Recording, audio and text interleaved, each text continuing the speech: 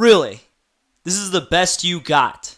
Make no question, Illumination Studio loves money. They love it so much that they're willing to capitalize on sequels for their constant merchandising, money printing bullshit, that they're willing to keep them going even when their own cast members are dealing with allegations. I mean, not that Patton Oswalt's is a crappy replacement, but it's kind of weird hearing generic lines from a different actor because it proves how lazy, generic, and committee-made these films seem to be. The joke for this trailer was one note. They're not even trying anymore. Look at the first trailer. Come on, look at it.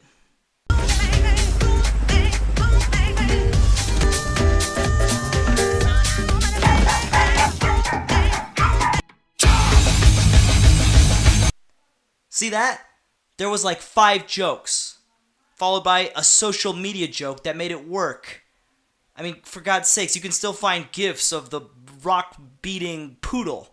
Still, it's the funniest thing in the movie. The only thing that was funny. And the hawk that sounded like Christopher Walken. I'm pretty sure it wasn't him. I'll look it up right now. Yeah, it was him.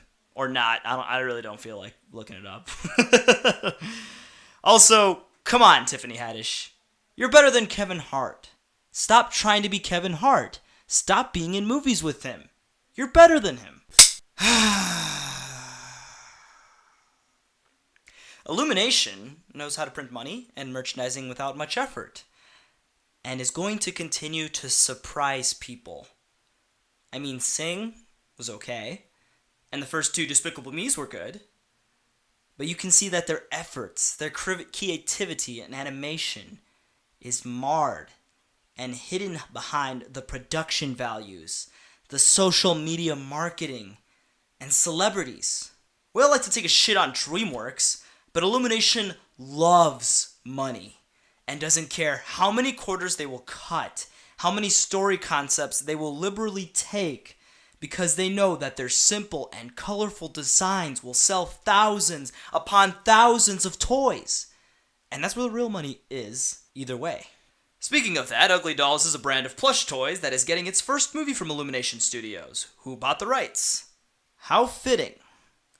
So based on what we see, we have a toy line, original narrative, with a musical approach, and a theme that will let people know that they are okay for who they are because inside is what really matters. Prove me wrong, Illumination. Please prove me fucking wrong. Kubo and the Two Strings, Box Trolls, and Coraline. These films make interesting and unconventional possible through unique animated art styles that attempt to stand apart from what we expect from animated films, which have become a dime a dozen at this point. With The Missing Link, Laika Studios comes with a heartfelt adventure with plenty of interesting characters along the way.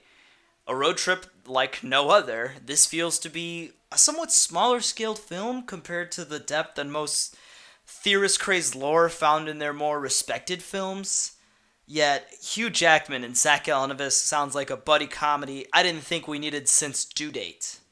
The animation and humor also feels like an ode to the British-based Aardman Animation Studio, who are more known for their Wallace and Gromit films, and even their more recent early Man, which is way too convenient.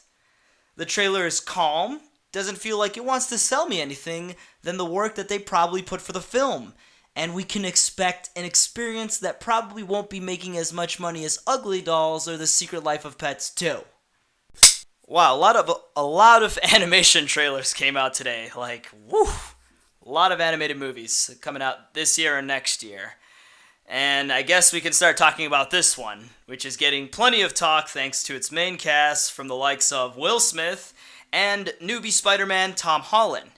What's even more startling is how a movie this stylized and interesting is coming from Fox's Blue Sky Studios, which is like the second to last worst animation studio.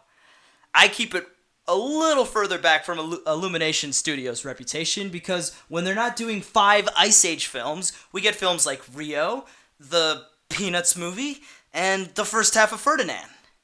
Sure, the humor and action looks to be interesting and feel way out of their icy comfort zone, but let's just hope there's enough material with such a star-studded cast, because I'm pretty sure Will Smith wants to think less and less about Suicide Squad every single year.